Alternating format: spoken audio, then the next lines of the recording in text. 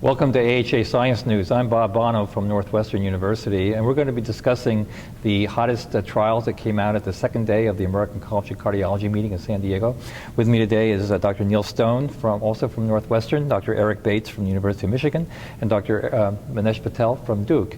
Welcome, everybody. We had some really interesting studies today that I think are going to be newsworthy and probably clinically important also. Neil, probably the one that was most important that I thought would be worth talking about is a study on PCSK9 clinical trial. What is this buzz about PCSK9 about? Well, PCSK9, Bob, is pretty exciting because it works through an LDL receptor mechanism. We know from genetic studies that a sequence variant in the gene that codes for this can drop LDL, and years later the patients have far fewer events of coronary disease. So picking up on that, we heard today the results of a trial involving monoclonal antibodies where they actually gave PCSK9. It's sub-Q, it's injected every 2 or 4 weeks, and it resulted in striking drops in LDL cholesterol, about 61%, and that's more powerful than most of the statins we have. And these were patients already taking statins? And these were a wide range of patients who were on statins, who had either familial high cholesterol or had other events, some with coronary disease, others with a multitude of risk factors. And the impressive thing was that with a very reasonable safety profile, but again, only for a short time, we saw the drop in LDL and the commensurate drop in events of cardiovascular disease. About a 50% drop at 1 year in the OSLER trial, and about the same in the Odyssey trial that was also presented that followed subjects for about 1.5 years. So we think it's preliminary but exciting data to indicate that this could be a drug class that could really help us out for people who don't respond to statins and who have the sorest need. It's very exciting data, and you wrote a very good editorial about this in the New England Journal of Medicine, which I think points out the fact that we really probably do need to follow the outcomes of these patients a little bit longer before we are certain about the safety margin. Right. Given that the drops are so great, we want to be completely reassured about safety. They need further studies on neurocognitive effects. Of note, in both trials, LDLs as low as under 25 were reached, and we couldn't see a safety signal there. But I think we need to go a longer time. Okay. Well, now, data where we actually have longer-term information is coming out this week also, Eric and Manesh, from the results of the longer-term TAVR trials with both CORE-VALV and SAPIEN. What's your take on the long-term data? It's exciting. The SAPIEN results 5 years out showed excellent durability and equivalent outcomes with surgical replacement.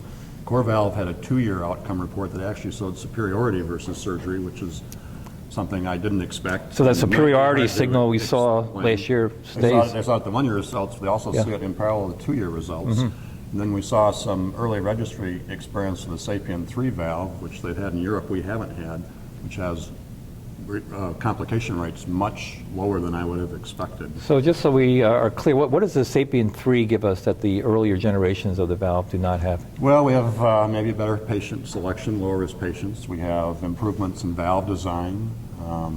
They tout a technical advance that decreases the risk of aortic regurgitation, which you can explain to me somehow predicts risk.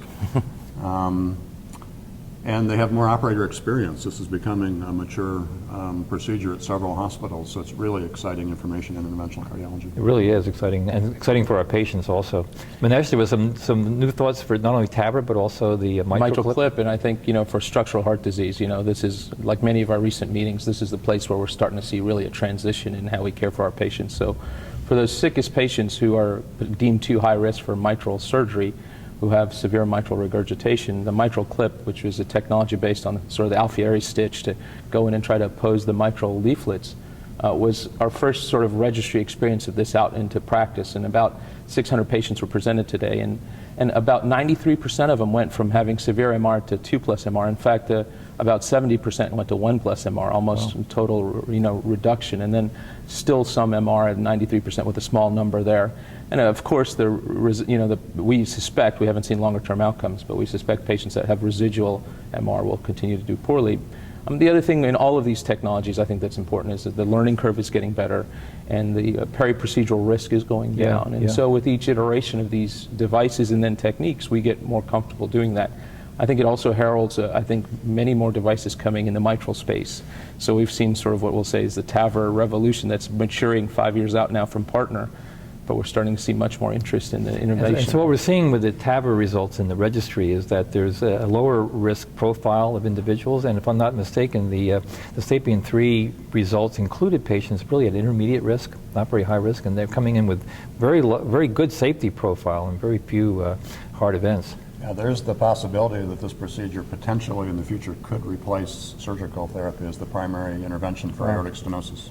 Some of my patients would love that, but we have to wait and see how this pans out longer term for low-risk patients. The mitral patients thus far are really still high-risk patients. I think so, and I think the technology right now hasn't gone up against surgical correction well, let's say. And so I think in this space, I think there's still high-risk patients, and even the PARTNER data is encouraging, but you still just see how high risk these patients are because the event rates are tremendous at 5 years, right? They are.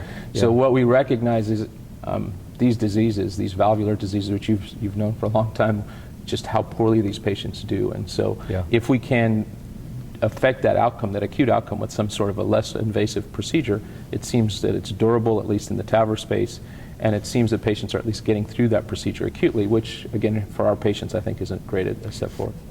The other area of interest at this meeting has been the use of CT angiography. Right. We talked about the PROMISE trial yesterday, a late-breaking multi-center trial. There was another one today, in some ways confirming those results from Scotland, the SCOT-HEART trial. Manesh, what's your take on SCOT-HEART? I think the SCOT-HEART investigators did a tremendous job. You know, they did a national study that the Europeans can do sometimes with a single-payer system where around 8,000 patients are screened and about 4,000 patients got included into the study. Patients with acute discomfort in their chest, probably stable. They made a point that they were stable, but increasing discomfort to the point that they had a treadmill. About 88% of them had an exercise treadmill and then got a CT. And then they used the CT information. It took about 6 weeks to get to that CT, I think just because of the healthcare system. From the moment they got the CT, then they had care directed with the risk profile given to all the providers and then findings from the study. And what they found was, in fact, people felt more comfortable about getting a diagnosis. A large portion of those patients had no coronary disease or sort of treated as such. Those that did have coronary disease did undergo revascularization, medical therapy, or other things. I think the other things that we've noted from both PROMISE and SCOT-HEART is that the event rate for these patients that we see in stable practice with good medical therapy, statins, beta blockers, is not as high as we might have once seen in practice. Yes. So the one-year event rate in SCOT-HEART was around 2%. And so, you know, when you see a patient in clinic who has chest pain, it's still important that over a year they may have an event rate of 2%. But that is not going to be very different depending on the patient profile than what the ambient risk might be. So these are population. intermediate patients in terms of their likelihood of coronary disease, not intermediate necessarily point you're in making, terms Bob, of their events. But making a diagnosis is important because that could trigger the appropriate use of medications like statins, aspirin, in some cases even beta blockers if there's ischemia. I think that's right. I think, you know, what we're seeing is potentially, we'll have to see if this pans out because we still have to get reimbursement, widespread technological expertise, and probably with CT, the SCOT-HEART investigators, probably more than the United States, were able to get the radiation dose really down to 4 millisieverts. Wow. And so I think that's another important step. Yes. But if we can make the diagnosis faster, I think we're going to get to the world where you have to efficiently do it. So now we have new technologies for treating really high-risk patients. We've got new technologies for diagnosing patients and perhaps therapies, Neil, for bringing in really striking reductions in risk by lowering LDL cholesterol. Do you think this is going to allow us to achieve our 2020 goals for reducing cardiovascular disease? We're on the road. We're on the road. Well, I think that's a good way to wrap it up. We're on a good road, and thank you for joining us at AHA Science News.